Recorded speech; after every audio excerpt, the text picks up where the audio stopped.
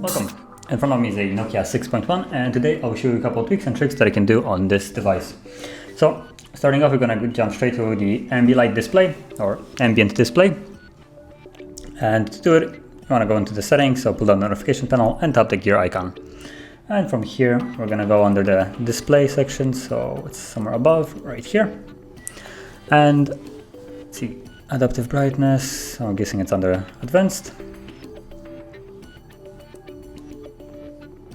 Ambient display right here, and you have a couple options. You can disable it altogether, and because by default it's gonna pop out once you move the phone. So let's actually, okay, as you can see now it appeared.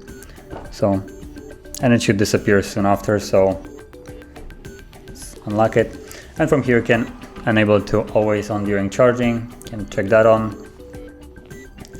So now it will be showing all the time. You can disable this, so lift to enable it, and when it's not charging, at least it won't be consuming more battery, because it still would, the ambient display would consume a tiny bit more battery. And I actually don't believe that this is an OLED display, so it's probably being lit up entirely. So it's a matter of customization and how you prefer it to have. Now, moving on, there is a handy feature. Usually it will be found under the developer options, but here it's just enabled by default in accessibility. So let's find accessibility.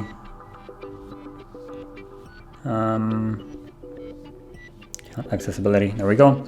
And basically what it's called is the remove animations. And by default, as you can see, it's turned off.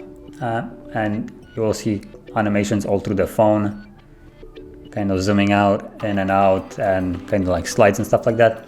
And when you disable this, it will be all instant. There is no more animations, so I guess makes the use of the phone a little bit more faster. If you're trying to access some specific apps faster, there is less animations altogether. Now, if you prefer to not have it as extreme as this is, you could always just go into, let's say, the system, and then about phone right here, and find the build number right here, tap it 7 times, and you will get access to the developer options. When you go in here, there's the same options basically, but with a little bit more customization. So let's find it wherever it is. I think I probably already passed it. There we go. So you have window animation scale, transition animation scale, and animation duration scale. Now, by default, they're set to 1, so that's the normal how it behaves with the animations. But when you tap on it, you can set it up to either a longer one, which is the X point or 1.5, 2. It's basically a longer animations. Now half will be basically half the speed, and off is the option that we have actually in the accessibility. So you could go in here and still have the animation, but just shorten them by basically half. And now there will be a little bit more snappier altogether. So we can see it a little bit faster. So it's a matter of preference if you want to have it half speed or just off. Now you can turn them off right here too, and you can actually have a little bit more control of, for instance, what you want to turn off and what you don't want to. So for instance, window animation scale is this window that is appearing right now. I could set it to, let's say, 10 times, and as you can see, it will be super slow now. So that's one thing. Then animation scale or transition animation scale, I think it's like when you go doing stuff like that. And animation duration scale, so that's basically the length. Okay, so moving on, we're gonna go into the gestures, and I don't mean like the navigation bar gestures, more like when the phone is locked. There is no options for the navigation bar, at least not in this Android version. Soon there should be more.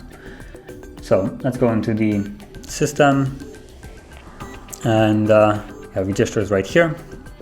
And you can see a couple other things. You have turn over to reject calls, and by default, these are all at the moment default. So you can change them as you like. So turn over to reject calls, mute on pickup. Mute on pickup could be probably useful considering you're picking up the phone and you already know someone is calling you, so you don't need the ringing to be constantly going on. Now, other things have swift finger for notifications, fingerprint. So if I enable this, now this isn't such a big phone, but it will allow you to, it's a little bit lower. So you can see, it allows you to pull the notification panel to the fingerprint.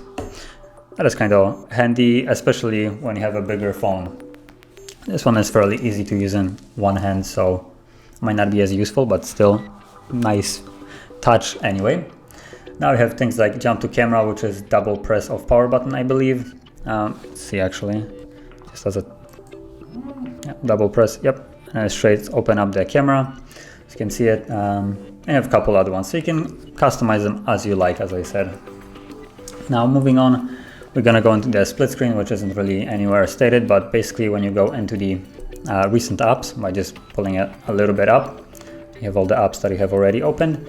You can tap on the icon above the window, so like right here, and you get the split screen. So once you tap on it, then you get to pick another one that you, let's say, want to open. So yes, that's all settings. So let's pick something else like Gmail, for instance.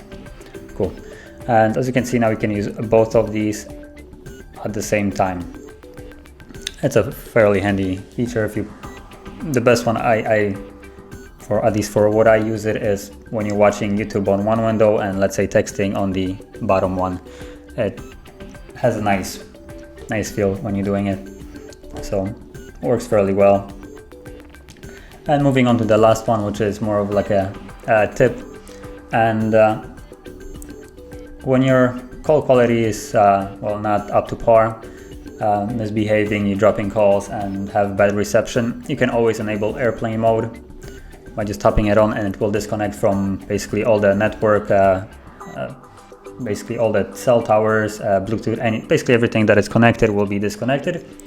And when you disable the airplane mode, it's going to reconnect, but when it comes down to cell towers, it's going to now connect to the closest one that is to you, instead of one that you might have been previously connected to that might have been a little bit too far.